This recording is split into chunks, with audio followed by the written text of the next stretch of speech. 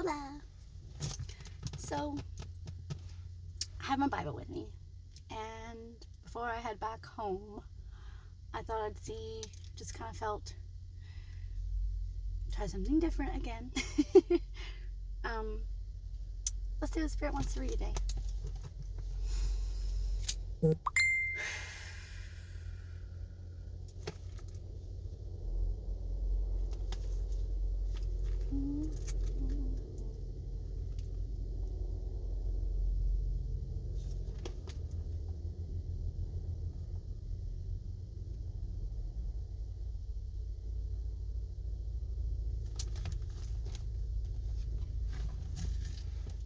Psalms. Not surprised. Okay, Father, which one? All three of these are some of my favorite Psalms. Psalms 5, 6, and 7. So good. Oh, let's do...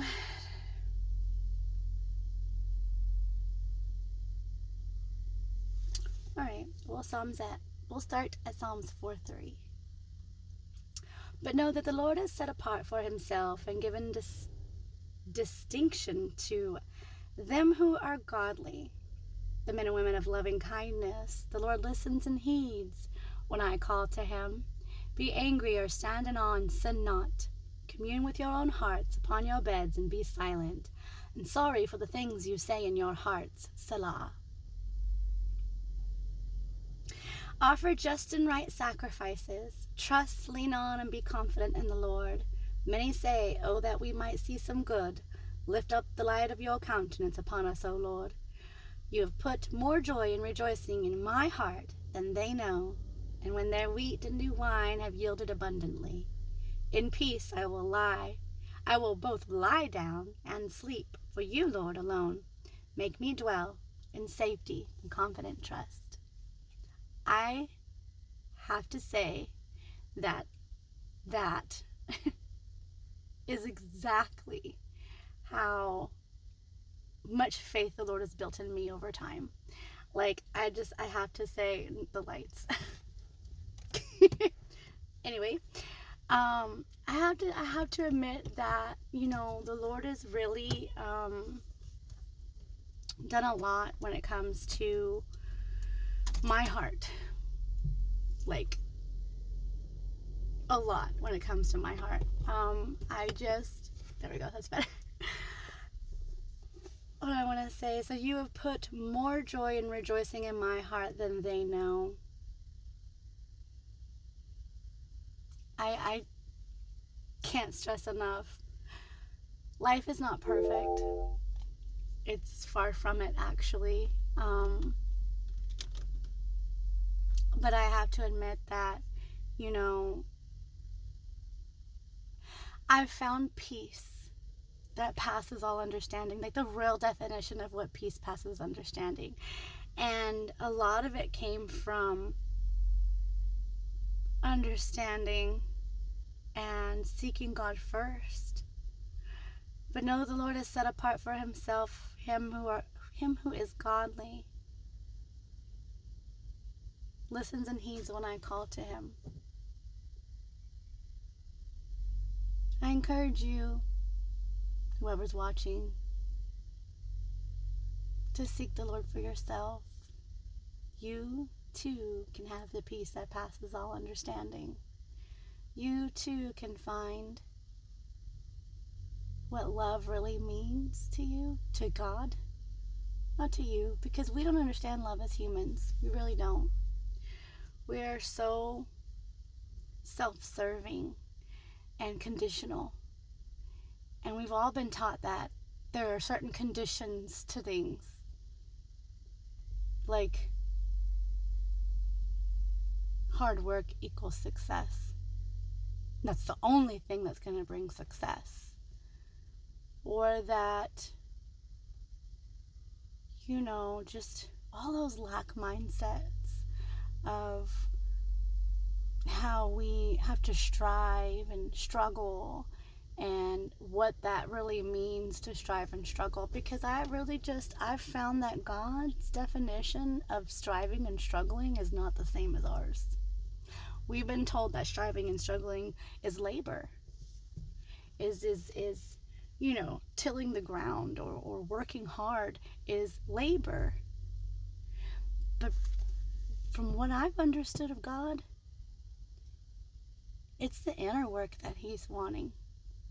It's the clearing out of all of the limited beliefs and things that cause you not to trust in Him, things that cause you not to love yourself, things that cause you not to love your brother or your neighbor or your wife or your children or your mom or your dad or your friends, co-workers. Anything that takes you out of love and puts you into fear. That's the hard work that God wants to see us do. Not making money. You think God cares about how much money we have? I mean, the Bible's not talking about money. The Bible always talks about food. God didn't demand sacrifices of money. He demanded sacrifices of the best of what we have. Whether that was laboring your land for, fruits and wheat and things like that of the harvest, or your cattle, the best of your herd, the best of your, cows and oxen and sheep and goats and all those. I mean, He never said, I want the best of what you make money. Yes, Jesus said, give to Caesar what's Caesar's. So, in this day and time, because of what Jesus has done, God wants to see us sacrifice our flesh, sacrifice our fleshly desires, like the need for money and control, taking away our complete surrender on Him.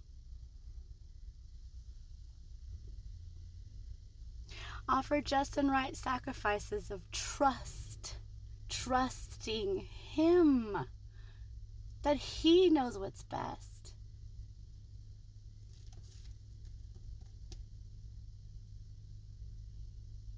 I'm embracing a life of ease. And I truly believe that life doesn't have to be hard in order for us to have success. And I truly believe that when we're in alignment and when we are living in our purpose, that we can attract in the opportunities that God has for us just by simply being in the flow. By knowing Him. Knowing Him so well that you know when something presents itself, if it's of God or not. And you know when it's not of them. And if you make the wrong decision, that's okay, because you know God is not, He don't do linear time like us. Okay, you missed it, it's going to come right back around if it's meant for you. And if it's not, then it's going to fall away, and it was for your protection. These concepts are not just concepts for me anymore. This is the way I live my life. And I encourage you to learn how to live it too. And if you don't know how, let's learn together. Because at this point, I'm built up in faith enough that I'm experiencing these things. I'm not just grounding them down into my mind and speaking them out loud. It's in me. It's second nature. It's so second nature that I offend people all the time. And I don't mean to. I'm not doing it on purpose. This is just who I am now. Anyway, I encourage you all who are seeking Him first and learning these things too, continue doing it. And those of you that I've triggered, I'm sending you love, peace, grace, truth, and revelation today. Just a few verses of Psalms. And I encourage you to read Psalms out loud, everybody.